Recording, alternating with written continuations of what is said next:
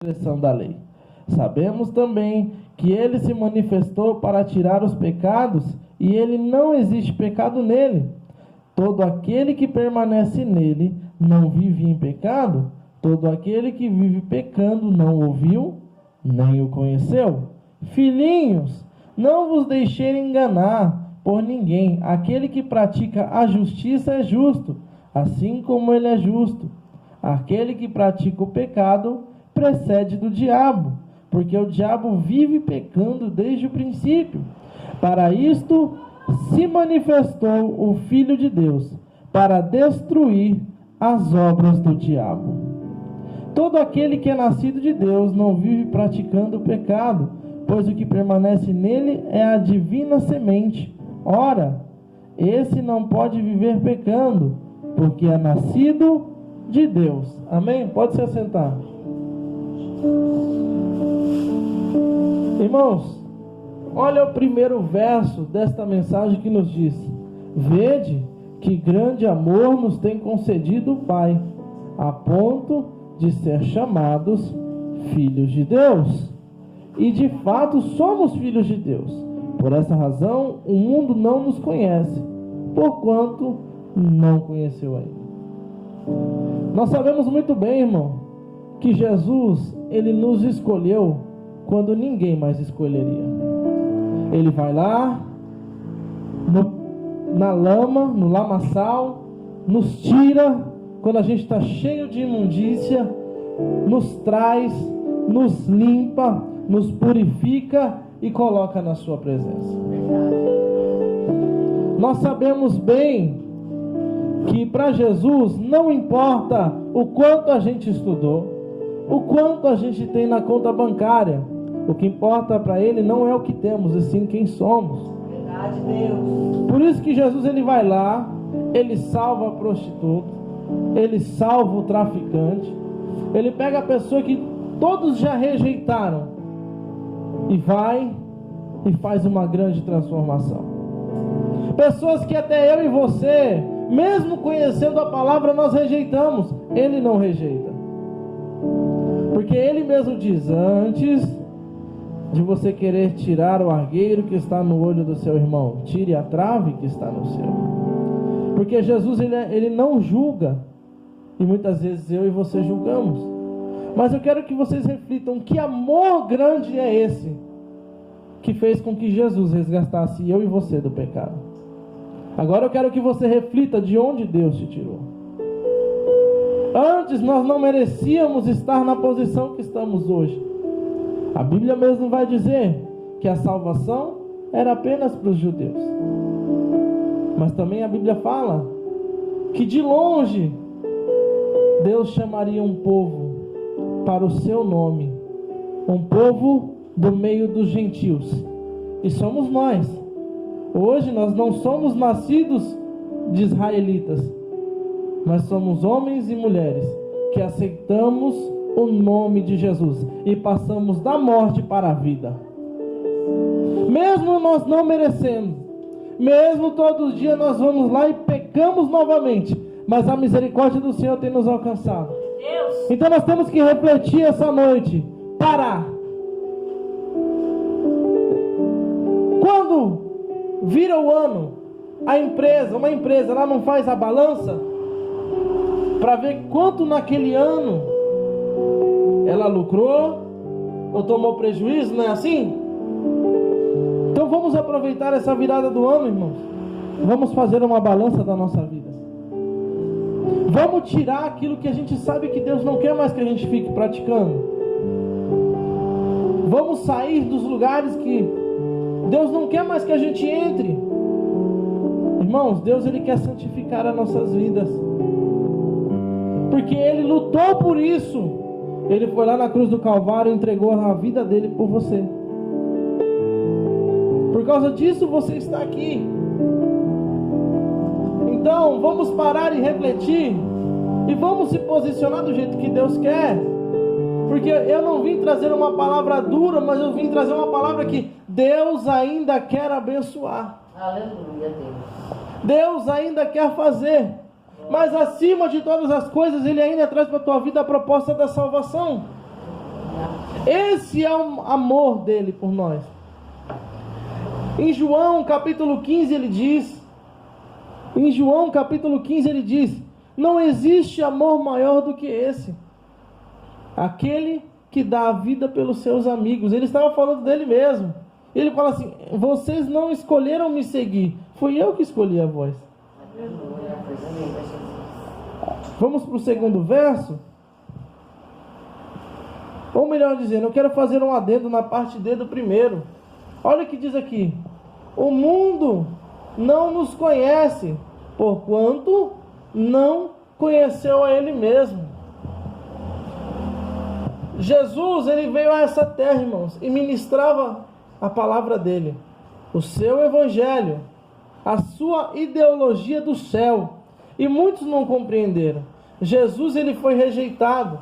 Muitas vezes ele teve que sair da sinagoga para não ser apedrejado. E ele diz ainda mais, ele fala: olha, é necessário que eu vá, para que o Consolador venha. Porque vocês não escutam a minha palavra, mas o Consolador virá e vos convencerá do pecado. Olha que lindo que ele fala: vos convencerá do pecado.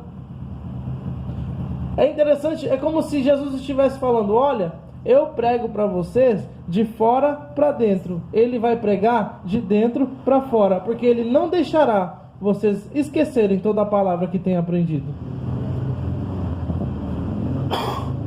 Quando você está na rua, você está na sua caminhada, na sua vida, o pecado, ele aparece diante de você. E muitas vezes o Espírito Santo de Deus, ele vai tocar no seu coração e fala: não vá, não faça. Muitas vezes nós fazemos pela nossa própria vontade e teimosia, mas que Deus toca no coração para não fazer, Ele toca. É verdade.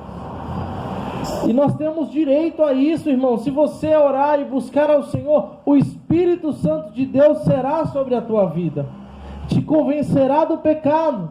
E ainda mesmo quando você falhar, Ele vai interceder por ti com gemidos inexprimíveis. Oh, glória a Deus, aleluia, Jesus.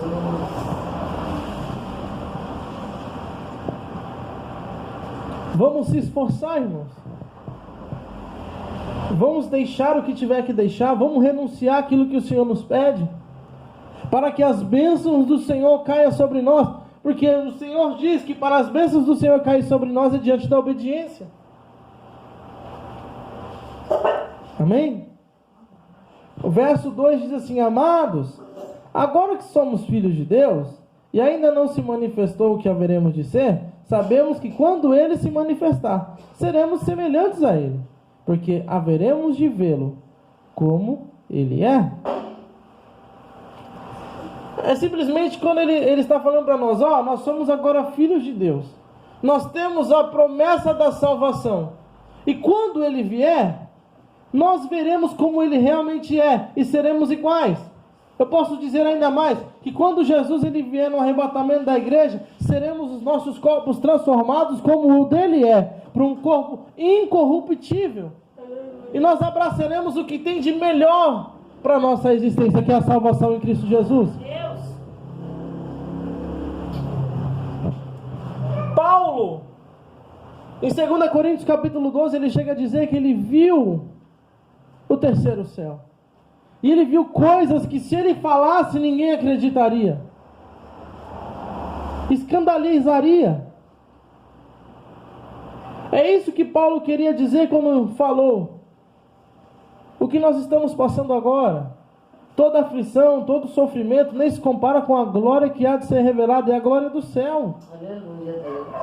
O que você passa hoje nem se compara com a salvação. Então, irmãos, diante das lutas, das provações, vale a pena ser fiel a Deus? Vale a pena renunciar? Vale a pena, quando para você obedecer a Deus, você olhar para a direita e para a esquerda e você estiver sozinho? Vale a pena, quando todos estiverem indo para a esquerda, você ir sozinho para a direita? Porque é a vontade de Deus. E pode ter certeza que mesmo quando fisicamente você se achar sozinho, você não estará, porque Ele é contigo. Aleluia. 3. E assim mesmo se purifica todo o que nele tem esta esperança, assim como ele é puro. Vamos ser santos como ele é santo. Hebreus diz: sem santificação ninguém verá o Senhor. Toda vez que formos orar, irmãos, vamos pedir: Senhor, me limpa, me purifica de todo pecado, me purifica das minhas más obras, me ajuda a melhorar. Irmãos, quantas vezes a gente tem aquela vontade da carne de praticar o erro, de praticar o pecado, e é aquela guerra entre a carne e o espírito. Irmão, se você não está conseguindo, peça a Deus ajuda. É, papai. O ser humano julga você, mas Deus não julga. Eita Deus. Senhor, me ajuda. Eu quero largar a prostituição, eu quero largar o adultério, eu quero largar os vícios, eu quero largar a mentira. Quantas vezes a gente não consegue largar a mentira, irmão? Está tão assim que mente até sem querer. Deus misericórdia. É verdade. Mas, irmão, saiba que tem um Deus no céu que pode te ajudar a você largar o pecado. Porque, irmãos, eu posso pregar para vocês, mas se o Espírito Santo não convencer vocês do pecado, não adianta nada. Então, um que pode ajudar vocês é Deus. Porque eu sou imperfeito. Se vocês contarem o seu problema, se eu não estiver preparado para ouvir, é mais fácil eu julgar do que ajudar. É verdade. Mas Deus não, Ele vai na medida certa. Ele consegue te tirar dessa se nós queremos. Amém? Todo aquele que pratica o pecado também transgride a lei, porque o pecado é a transgressão da lei. Verso 4. Irmãos, é interessante que em algumas versões, ao invés de transgressão, está escrito iniquidade. O que é a iniquidade? É a intenção. É a intenção do coração. É o pecado da intenção do coração. Só que a partir de ler o que Jesus fala, e o que Tiago escreveu na sua epístola, nós entendemos que o pecado ele começa no nosso coração. Sempre foi a intenção. Porque no Antigo Testamento, para você ser acusado de um pecado, era preciso que você fosse pego em flagrante. Mas Jesus fala, não é assim. Na graça, na salvação, em Cristo Jesus, se você no teu coração cometeu pecado, pensar, já foi. Você não precisa mais cair em adultério para ser chamado de adúltero. Se você cobiçar alguém no teu coração, já pecou. Jesus está dizendo assim. A mesma forma, um homicida. Para matar, você não precisa mais ir lá e enfiar a faca no seu irmão ou no seu próximo. É necessário somente que com ele, sem motivo, você irasse no seu coração. Quem está compreendendo? Amém, Jesus. Então, Jesus ele tem o poder de nos limpar disto. Do pecado, tanto que a gente comete fisicamente como no nosso pensamento. Jesus ele vem, nos limpa e nos purifica de todo o pecado. A carta aos Efésios chega a dizer que sobre a nossa cabeça vem o capacete da salvação. Por que na cabeça a salvação? Porque pelos nossos pensamentos a gente pode perder ela. É importante que Jesus com seu Espírito Santo venha e blinda a nossa mente e o nosso coração de pensamentos perversos e até pensamentos que o próprio diabo pode lançar sobre a nossa vida. A seta, os pratos que ele prepara para nós. Mas Jesus ele tem o poder de nos ajudar nestes momentos difíceis, que o pecado bate à nossa porta, da gente resistir a ele. Amém?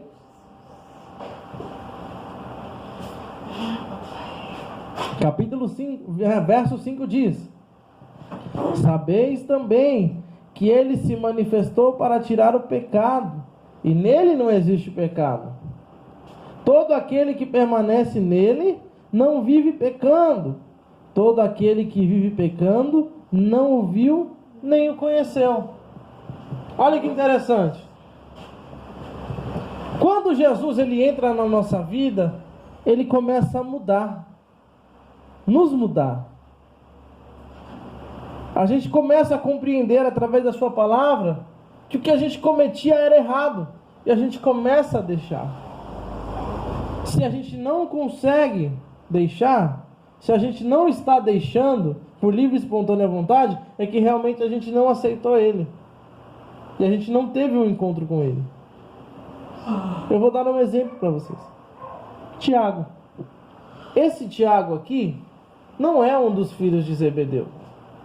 Ele é o irmão de Jesus, da epístola de Tiago. Olha o que acontece. Tiago cresceu com Jesus, porque era um dos irmãos de sangue. Ele cresceu com Jesus, viu Jesus, andou, não digo que andou com Jesus, porque ele rejeitou muito tempo o ministério de Jesus, mas conhecia a vida de Jesus toda. Tiago só foi ter um posicionamento com Jesus após a ressurreição. Dizem os relatos apócrifos que Jesus apareceu para Tiago após a ressurreição. Aí que o ministério de Tiago começou. Se você ler o livro de Tiago, você vê que ele é bem crítico. Por quê? É alguém que conhece Jesus intimamente. Que irmão físico, eu estou falando de irmãos agora, que não sabe todos os defeitos do seu irmão? E agora imagina Tiago, que era irmão de Jesus e conhecia minuciosamente como Jesus era.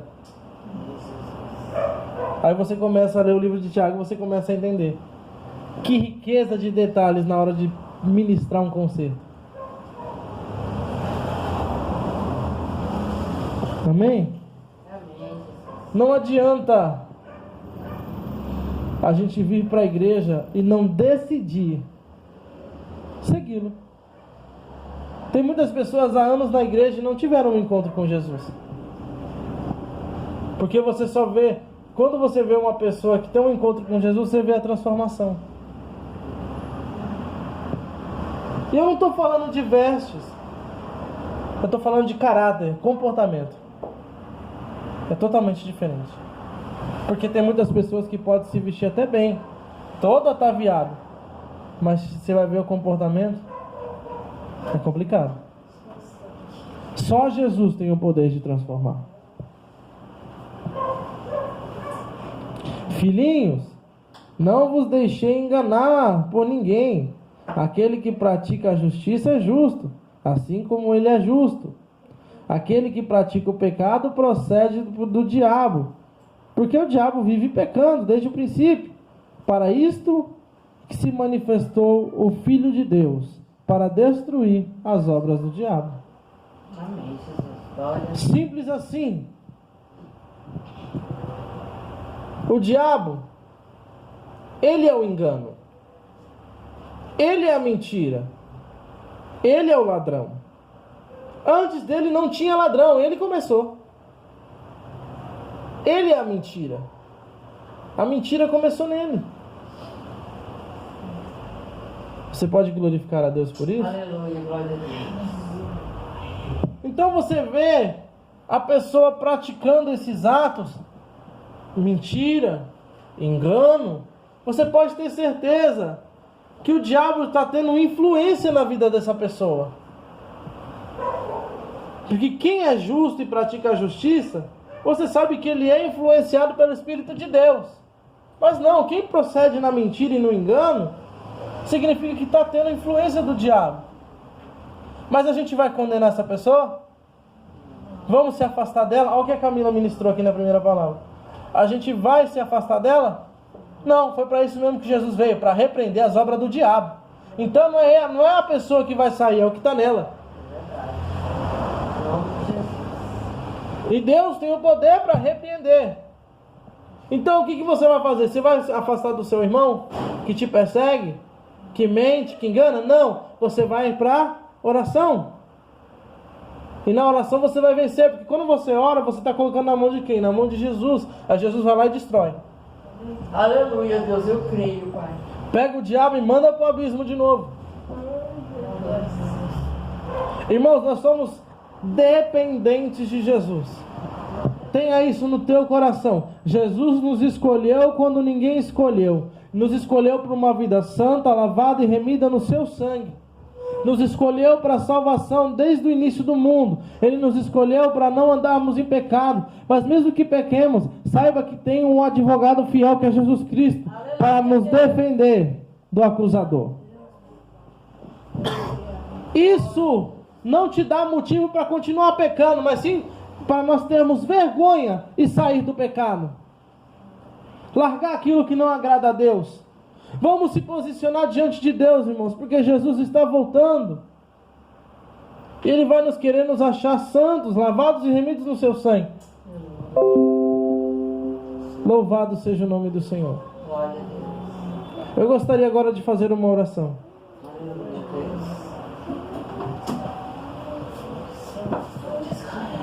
Deus, em nome do teu Filho amado Jesus Cristo, eu apresento, meu Pai, esta palavra que foi ministrada diante do teu altar.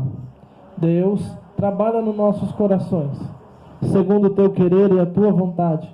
Que nós, meu Pai, podemos compreender que o Senhor nos chamou, o Senhor nos escolheu, quando ninguém mais queria, para nos tirar do lamaçal do pecado e, como diz a tua palavra, nos fazer assentar entre os príncipes. Deus, vai visitando a cada coração, vai limpando tudo aquilo que não te agrada. Vai destruindo, meu Pai, todo o mal. Vai confirmando, Senhor, a vitória.